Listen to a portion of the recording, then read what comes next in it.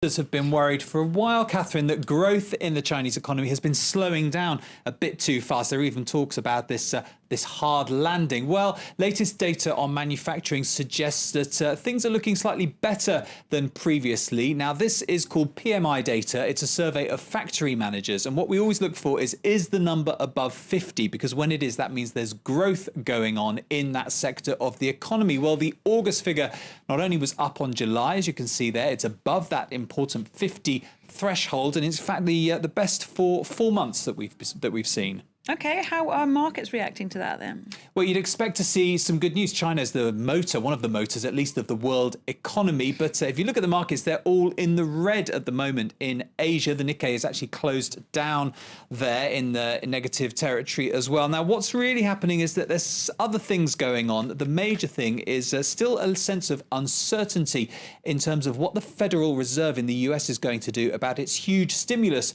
package. Now, this is an $85 billion a month bond buying program that's had underway for a while. We know that it's likely to taper it, as it says, scale back on it by the end of the year. But timing is key. And when the policy meeting minutes were released on Wednesday, investors hope to get a clue of exactly when this tapering will happen. They didn't. It still seems very uncertain. That's causing nervousness in the markets in Asia. OK, so a lack of details there from the Fed. Meanwhile, back here in Europe, there have been efforts to talk down need of a third bailout for Greece. This was something we talked about yesterday in the business news. Yes, because the German finance minister sort of unleashed this issue again by saying a third bailout will be necessary. The key questions: when might that be? How much would be needed? Well, the European Central Bank was in Athens on Wednesday in the form of Jörg Asmussen. He's a special envoy from there, and he was meeting the Greek finance minister. Now, he tried to put this to one side, if you like. He said, no, there's going to be no decision on whether there's any more money, how much money,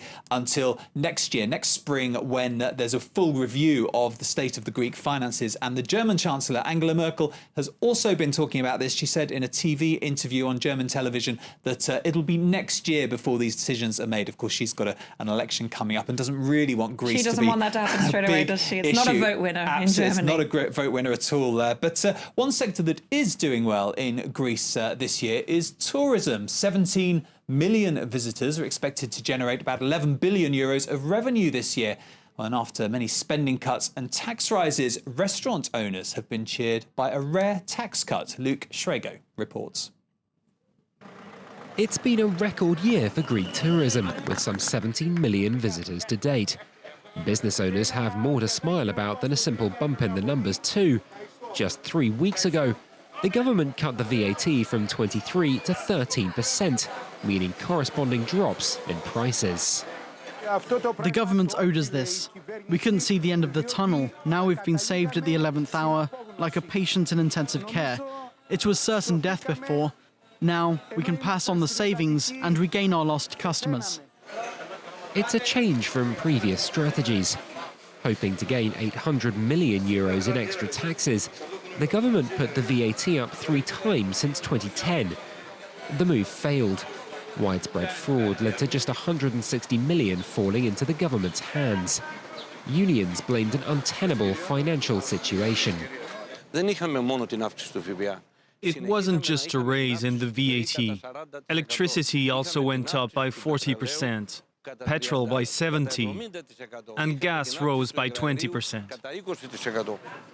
The government hopes easing up on at least some of its taxes will be a shot in the arm for weakened consumerism in Greece. However, it's not an entirely done deal. If the move hasn't led to concrete results by the end of the year, the Prime Minister has said it'll be reversed. Now, we're staying a bit on the tourism theme here, Matthew. Brazil is hoping to earn big bucks from next year's Football World Cup. That's right. And the Brazilian Tourist Authority has actually put a figure on what it hopes to earn from that. It's 11 billion US dollars, it says it's going to pull in. But perhaps that's a bit optimistic, because the recent Confederation Cup, which was held in Brazil, amongst all those protests, do you remember, that didn't bring in as much money as was hoped for. This is pictures of those protests, in fact, about $143 million. That was much less than hoped. So as this economist says, the government there in Brazil will be hoping that there won't be a repeat of those kinds of protests before next year's big event. If some of the government's policies disappoint people, then it's not impossible for Brazilians to use the World Cup as a platform to get their voices heard, just like they did during the Confederations Cup. It's unfortunate that it actually might happen a second time. Now, you might have thought there were already plenty of people on Facebook, but actually Facebook founder Mark Zuckerberg, he's launched a plan to get billions more people around the world online. That's right, online and on Facebook, I suppose, as well. Facebook's spearheading this initiative. It's called Internet.org. He's leading it along with other technology companies like Samsung, Nokia as well. Now, the Internet.org group says that it hopes to bring affordable internet access to about 5 billion people around the world. There are currently, I think it's 2.7 billion people who are online, but that's just a third of the world's population. Now, this is a video from the group's website. They plan to do things like increase the capability of networks, also find ways to get more of that heavy data through to people using less, just making it more efficient, which apparently would help get it to a lot more people. But not everybody is a fan. While people say it's a good idea, they're saying there's just not enough specifics really on how they're going to make this all happen. Okay, we'll have to wait and see how that turns out then, won't we, I suppose? Now, some good news, finally. Lovers of cut-price British fashion is coming here to Paris at last. That's right. This is the British fashion chain Topshop, which is opening its first outlet here in Paris. It will be in the Galeries Lafayette department store, but they say there are plans as well, or rather there's rumours that they could open a standalone store here in Paris as well. That's slated for early October for fashion lovers. A lot of people will be very excited about that, Matthew. Thanks very much, Matthew Warren there with the business news update. We're now on Live from Paris. It's time for Focus.